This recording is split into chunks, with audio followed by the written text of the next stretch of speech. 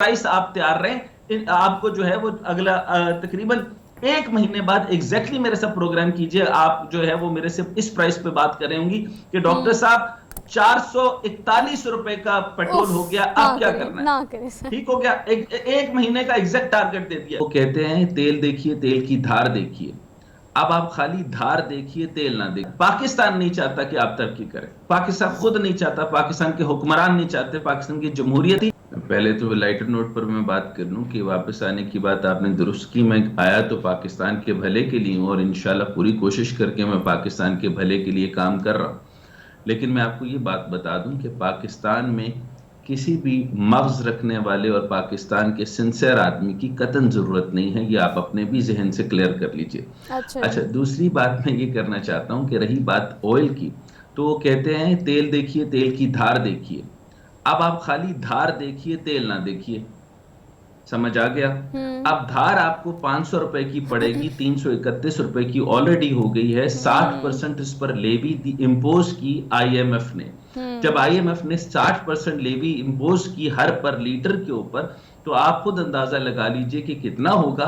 Plus इसकी basic reason मैं आपको समझा दूं, और आप सारी दुनिया के ऊपर आपको जो एक आपको एक लफ्ज कहा जाएगा कि इंटरनेशनल प्राइस हाई हुए हैं। इसमें हमारा क्या कसूर है जी? आपका सबसे बड़ा कसूर मैं अर्ज कर देता हूं। आपकी इंटरिम गवर्नमेंट से लेके आपकी पिछली जो 16 महीने की गवर्नमेंट थी, उसने तो एक बहुत बड़ा वबाल कर दिया पाकिस्तान के साथ।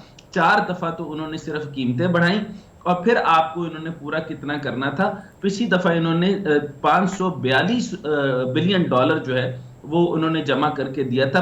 500 बिलियन अरब रुपए उन्होंने जमा करके दिया था आईएमएफ को। अब इस दफा तकरीबन आप ही के पैसों से, आपकी जेब से, आप ही का सर होगा और आप ही के जूते होंगे, और 869 रुपए जो हैं वो तकरीबन इन्होंने जमा करके दिए। अब आप मुझे बताइए कि पाकिस्तान में आपको कहां से मिलनी है? लेवी आपके ऊपर लग गई है, वो आप पे इम्पोज्ड है और इतना आपको देना है। इसके अलावा आप ये सुन लीजिए कि पाकिस्तान का जो ऑयल इंपोर्ट बिल है वो फिस्कल ईयर का 2003 का 13.8 बिलियन है, और इसके अंदर जो उसका जो है 11.66 रुपए डिक्रीज हुआ है। इसके अलावा आप अंदाजा लगा लीजिए कि जो इंटरनेशनल प्राइस के अंदर स्लो डाउन हुआ है, उसकी डिमांड कम हुई है, उसकी वजह से तो आपकी प्राइस बेहतर होना चाहिए। फिर मैं एक और बड़ा इल्जाम लगाने लगा, और अच्छा, इससे इल्जाम से पहले मैं ये बात बता दूं, इल्जाम नहीं है, ये रियलिटीज है, ये फैक्ट है, ये फैक्चुअल शीट मैंने आपके सामने रखी है। बल्कि मैं इसको कहता हूं कि अगर मैं सियासतदान होता तो मैं आपके सामने व्हाइट पेपर रखता। पाकिस्तान के पास आपकी तरफ से आ रहा है, यूएई की तरफ से आ रहा है, कतर से आ रहा है, सऊदी अरेबिया से आ रहा है, कुवैत से आ रहा है, अफ्रीका से आ रहा है। आप मुझे बताइए, क्या मैं आसानी से बता रहा हूं सोहा? आप मुझे बता दीजिएगा क्या कि मैं मुश्किल जुबान तो इस्तेमाल नहीं कर रहा। मैं कोई इंपोर्ट एक्सपोर्ट और क्रूड और यूराल की जुबान इस्तेमाल नहीं करने वाला। सादा जुबान के अंदर आप समझे कि आपने रशिया से अगर ऑयल मंगवाना है तो आप रुपैल के अंदर प्राइस की स्वैपिंग नहीं कर सकते। आपका माल आना है डॉलर में।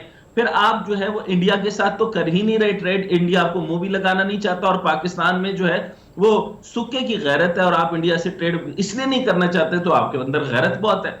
इसी तरीके से जो ब्राजील का रील है उसमें भी नहीं करना चाहते। इसी तरीके से साउथ अफ्रीका से आप तेल मंगवा सकते हैं, उनकी करेंसी है रांड। अच्छा, अब उस रांड के अंदर भी जो है वो आप ट्रेड नहीं कर सकते।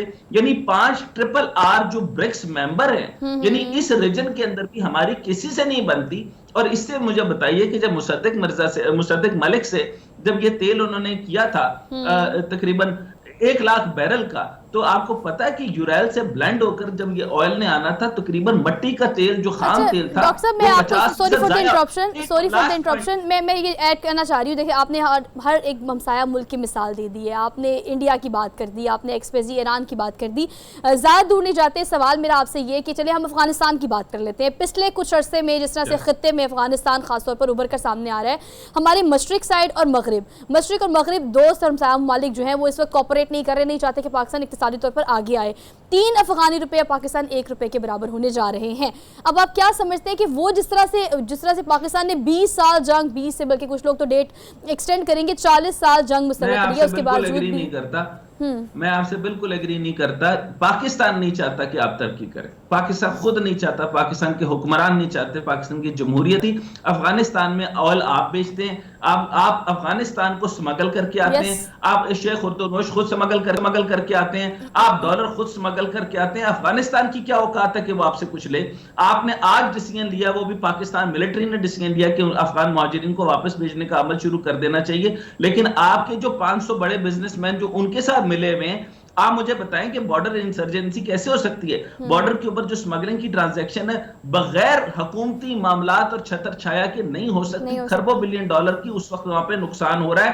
180 अरब रुपया रोजाना हर मंथ की 180 अरब डॉलर हर महीने की ट्रांजैक्शन हो रही है स्मगलिंग की। Can you imagine? तो मुझे ये बताइए, जो 35% जो आपका डीजल है ईरान से स्मगल होता है, जिसकी कीमत 25 रुपए पड़ती है, बार्टर ट्रेड एग्रीमेंट के तहत मैं अगर डिसीजन मेकर होता, मैं 100 रुपए का ऑयल जो है और 100 रुपए का डीजल ले लेता, मुझे सस्ता पड़ता अपने मुल्क के लिए, तो मैं बार्टर ट्रेड कर लेता। लेकिन मुझे इंटरनेशनल सैंक्शंस का मसला है, मैंने अमेरिका के साथ भी जोड़ के रखी हुई है, मुझे इंडिया से लड़ाई भी करनी है। और भाई जब अमेरिका से जोड़ के रखी है तो इंडिया से लड़ाई नहीं बनती, अमेरिका से जोड़ के रखी है तो इसराइल की एम्बेसी तुर्की में नहीं है, तो तुर्की में अगर एम्बेसी है तो आपको रखने में क्या प्रॉब्लम है?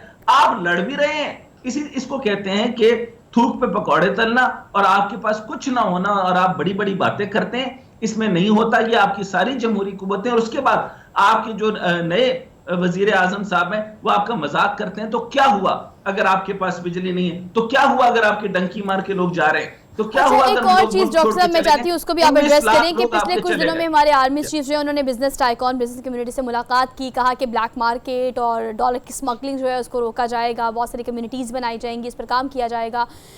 ऑल दो अगर हम स्मगलिंग की बात करें, डॉलर की या ब्लैक मार्केट की बात करें, उसको कंट्रोल करने से जो खातिर का इक़दाम किए जा रहे हैं, अगर हम सिर्फ पेट्रोल प्राइसेस बढ़ने की स्पेसिफिकली बात करें तो बाकी और किस चीज़ को टच करने की जरूरत नहीं है। पेट्रोल प्राइसेस बढ़ती हैं तो आपकी ट्रांसपोर्टेशन, रशिया खुरनोश और वो चीज़ जो रखे डायरेक्टली प्रमोशन करती है वो महंगी हो जाती है। इसको कंट्रोल करने के लिए कहीं आप कोई रिवर्स गियर देख रहे हैं आईएमएफ के उस मुआहदे के अंदर रहते हुए?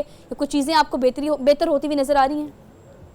बिल्कुल नहीं, बिल्कुल नहीं। 250 अरब रुपए मुख्तस, देखिए मैं आपको बिल्कुल प्रैग्मेटिक अकली आपको जवाब देता हूं। 250 रुपए आपने मुख्तस किए स्टैंड बाय एग्रीमेंट के तहत, जो है डॉक्टर शमशाद साहिबा ने कोशिश की, जो कि इनको नहीं करनी चाहिए थी, क्योंकि जब स्टैंड बाय एग्रीमेंट करते हैं तो आपके पास ये जुर्रत, आपकी मजाल, आपकी कोशिश, आपकी जुर्रत भी नहीं होनी चाहिए कि उस स्टैंड बाय एग्रीमेंट में आप कोई निगोशिएशन करें। वो जितना पैसा कह रहे हैं वो आपको करके देना होता है। तो आपने इजाजत मांगी अपने ही पैसे की, जो आपने बजट में रखा हुआ था कि हंगामी हालात में यूज कर सकते हैं, तो उन्होंने आपको इजाजत नहीं दी, रिजेक्ट कर दिया, क्योंकि आपने झूठ बोला, क्योंकि आपने 600 अरब रुपए का 6,000 अरब रुपए का डिफरेंस बताया। उन्होंने कहा 15,000 अरब रुपए का डिफरेंस आ रहा है, चुनाचे हम आपको इजाजत नहीं दे सकते कि आप जो है वो लेवी वगैरह या आप जो है वो रिलीफ दें। तो चुनाचे आपको बिजली में भी रिलीफ नहीं मिला और इसके आगे भी आपको रिलीफ नहीं मिलेगा और बिजली मजीद महंगी होगी।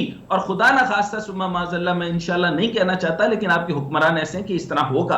प्लस प्राइस आप तैयार रहें, आपको जो है वो अगला तकरीबन 1 महीने बाद एग्जैक्टली मेरे साथ प्रोग्राम कीजिए। आप जो है वो मेरे से इस प्राइस पे बात कर रहे होंगी कि डॉक्टर साहब 441 रुपए का पेट्रोल हो गया, आप क्या करना है? ठीक हो गया, एक महीने का एग्जैक्ट टारगेट दे दिया, मुझे ना कहिएगा। क्योंकि फिर मुझे बताएं कि आप मुसद्दिक मलिक से नहीं पूछ रहे कि उसने 1 लाख बैरल तेल जो है वो जो सारा का सारा बेच के गया था, जो चोरी करके गया था, उसका जवाब दे। क्योंकि उसने जवाब नहीं देना, क्योंकि उसने आपको बताया कि हमारे पास जब रिफाइनरीज ही नहीं थी तो तेल क्यों लिया और ब्लेंड क्यों नहीं किया, ये सारे मामला थे। फिर आपने मुझसे पूछा कि ये जो स्मगलिंग थी, मुझे ये बताइए कि अब ये बात दुरुस्त है, मैं बहुत ज्यादा मशहूर हूं पाकिस्तान मिलिट्री का, लेकिन क्या मुझे ये बताइए कि इससे पहले पाकिस्तान मिलिट्री सरहदों पे नहीं थी? तो स्मगलिंग तो रोकना ही उनका काम है, तो पहले स्मगलिंग क्यों हो रही थी? ठीक है doctor Hasnain Javed, thank you. ठीक है, और आपकी एक बात बिल्कुल ठीक है कि माजी में किए हुए गलत फैसले जो है उसके साइड इफेक्ट और आफ्टर इफेक्ट्स अब तक आम आवाम भुगत रही है। आने वाले वक्त में पाकिस्तान की सियासी सूरत हाल बेहतर होगी तो माशी सूरत हाल बेहतर होती दिखाई दे रही है, अदरवाइज़ ये अनस्टेबिलिटी जो है वो मज़ीद बढ़ती चली जाएगी। आपसे लेनी है अब इजाज़त, इंशाल्लाह मुलाकात करिए कल नए टॉपिक नए इश्यूज़ के साथ। अपना बहुत सारा ख्याल रखिएगा। अल्लाह हाफ़िज़।